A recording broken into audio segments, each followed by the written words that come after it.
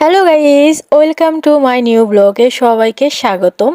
ধৈর্য সহকারে আমার ভিডিওটি দেখবে এবং সবাই দেখে এবং মন্তব্য করবে, কমেন্টস এবং শেয়ার করবে। তোমরা কিন্তু ভিডিও দেখো অথচ তোমরা শেয়ার করো না এবং একটাবার কমেন্টও করো না। যাই হোক, তো অনেক দিন পর আমার নিজের কাছে খুব সাফোকেটিং লাগতেছিল, বাসায় থাকতেছি কিন্তু বের হওয়া হচ্ছে না।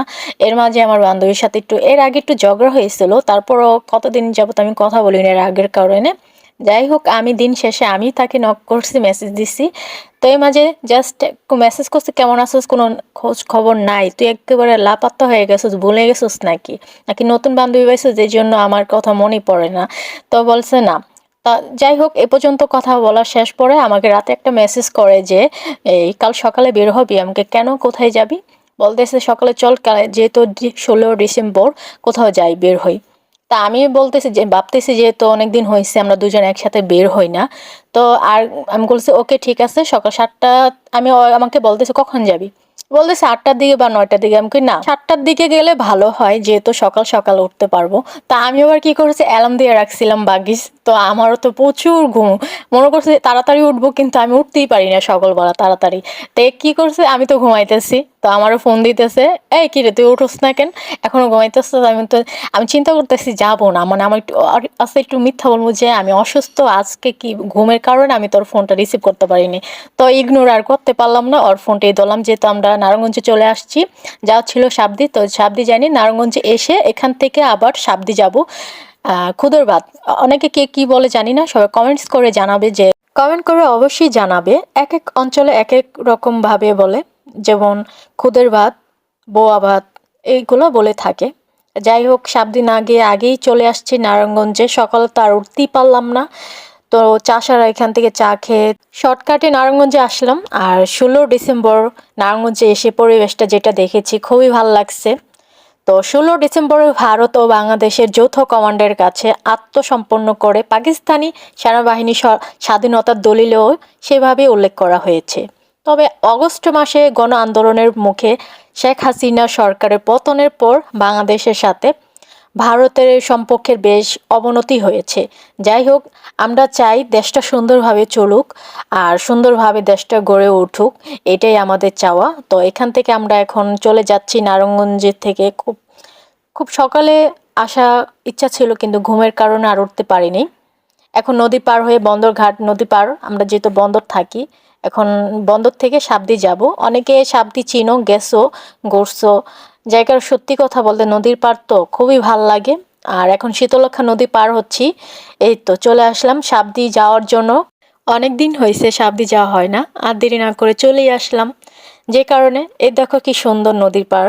তোমরা যারা যারা নারায়ণগঞ্জ থাকো, বন্দর থাকো, তারা তো এখানে আসছো নদীর পার, সাবদিতে ঘুরে গেছো। আর আরেকটা আছে আমাদের নারায়ণগঞ্জ বন্দর, যেটা কাইকেটেক ব্রিজ, ওখানে প্রায় অনেক মানুষ যায়। রিল্যাক্স ফিল করতেছি নারায়ণগঞ্জ থেকে সাবদি এসে। আরও সকালে আসতে পারলে খুবই ভালো লাগতো। আর সকাল সকালে আসতে পারলে, সকালে যে আবহাওয়াটা শরীরের জন্য খুবই ভালো। আর এখানে দেখছো গোলাপ ফুল, কি সুন্দর। কিন্তু ভালোবাসার মানুষ তো নেই যে গোলাপ ফুল গিফট করবে। বান্ধবী তো গিফট করতে পারে, এখন থেকে বান্ধবী গিফট করিস গোলাপ ফুল, কানের দুল, চুড়ি, লিপস্টিক, এসব একটু গিফট করিস, ঠিক আছে? মনটা একটু হালকা হয়, গিফট করলে খুব ভাল লাগে। তো যাই হোক, যে কারণে আসছি সাবদিতে খুদের ভাত খেতে। আর এখানে দেখে বত্তার পরিবেশ, ভর্তাগুলো ভাল লাগছে মোটামুটি। আর খুদের ভাত, কি বলে, খুদের ভাত, সরি। তো খুদের ভাত যেহেতু খেতে আসছি, কিন্তু দ্বিতীয়বার আর যাব না। আমার শখ, যে জন্য শখ করে আসছিলাম সাবদিতে। আমি সবসময় আসছি, কিন্তু সাবদিতে খুদের ভাত খাওয়া হয়নি। টেস্ট আমার উঠে গেছে, আমি বাসায় রান্না করে আরও টেস্ট হতো, ঠিক আছে? যাই হোক, তাদের ভর্তাগুলো খুব ভালো হয়েছে, খারাপ না, এত আবার খারাপ না। আর যারা নারায়ণগঞ্জে থাকো, নারায়ণগঞ্জ থেকে নদী পার হয়ে রিস্কাকে বলবে যে সাবদি যাবে। যারা আসতে চাও, পরিবেশটা খুবই সুন্দর, ঠিক আছে? বেশি টাকা নেবে না, রিস্কাকে বলবে যে সাবদি যাবা, 80 টাকা 70 টাকা এরকম বললে হবে, কেউ কেউ 100 টাকাও নিতে পারে। যাই হোক, আমি খেতে বসে গেলাম। ক্ষুধা তো লাগছে অনেক আগেই, কিন্তু যেরকম তৃপ্তিভাবে খেতে চাইছিলাম, কিন্তু খাবারটা খেতে পারিনি। বাসায় হয়তো আমি রান্না করলে তৃপ্তি মিটিয়ে খেতে পারতাম। তো এত খারাপও না, ভালো। তোমরা এসে ট্রাই করতে পারো, কার কাছে কিরকম লাগে জানি না, কিন্তু আমার কাছে ভালো লাগে নাই, মোটামুটি চলে। যেরকম আশা করছিলাম, শখ ছিল অনেক, সত্যি কথা বলতে। তো ওরকম যে শখটা ছিল ওইটা আর কি নাই। আমি আবার খাবার অপচয় করি না, আমার কাছে খুব খারাপ লাগে অপচয় করতে। তো খারাপ হোক ভালো হোক আলহামদুলিল্লাহ, শুক্রিয়া। আর 16 ডিসেম্বর সত্যি কথা বলতে দিনটি খুবই ভালো গেছে।